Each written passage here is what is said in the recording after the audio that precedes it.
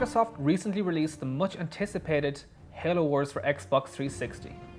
Before I start, I should really disclose that I'm not the biggest fan of RTS games. The last one I got into was Command & Conquer Red Alert, and that was back in the day. But I digress. Halo Wars was developed by Ensemble Studios, famed for the Age of Empires series. You take charge of the human army as you battle the Covenant forces. The game itself takes place 20 years before Halo 1, and the story centers around Sergeant Forge and Professor Anders as you try to figure out what the Covenant are up to and stop them. You have command of infantry, ground and aerial-based troops and deploy these throughout various scenarios. You must establish your base and build your buildings required to develop and deploy your troops. As the game progresses, and if you've collected the necessary resources, you can apply updates. This is a fairly common RTS style stuff. The controls have been reworked from the ground up to be as usable as possible on the console. This is a common downfall for games of this type. I feel the only thing missing is the ability to customize the layout of the hotkeys. It's a minor omission in an otherwise excellent control scheme. I suppose the biggest question is, will it appeal to Halo fans?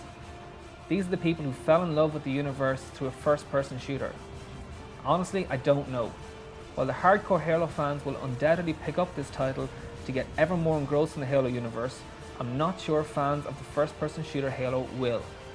Overall, it's a very good game, graphics are top-notch, controls are the best I've seen on a console for this genre, and the sounds are pretty sweet. Would I recommend it? Yeah, I would. Halo fans, RTS fans, are just people who like a good game should give it a go. You won't be disappointed. Killzone 2 is the much anticipated sequel to the PlayStation 2 smash hit Killzone. The game is so highly anticipated because it was shown at E3 and was later found out to be a pre-rendered footage. It was what Sony wanted the game to look like, but not what the game ended up looking like. 4 years on from that fateful show, and we've got the third installment. Yes, the third one. Killzone 1 was on the PlayStation 2, Killzone Liberation on the PSP, and now we've got Killzone 3.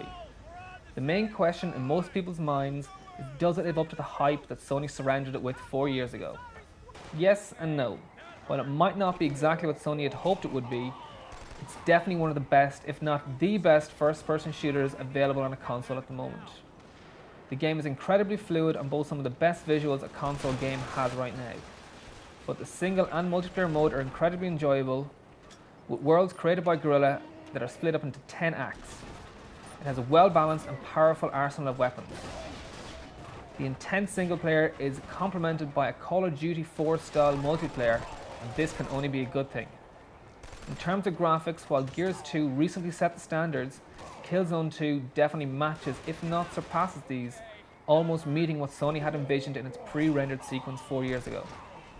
Playing this game is incredibly intuitive, and for first-person shooter fans of any genre, it's a title that you should definitely have in your collection. If you've not already, either download the demo or bought the game, now is the time to do one or the other. You won't be disappointed. Right now, Killzone 3 deserves the hype it's receiving. With many 10 out of 10 reviews and praise coming from all angles, I don't think there's enough wrong with the game to warrant me arguing with the praise it's getting. All I can say is, if you have a PS3, just go buy it, you won't be disappointed.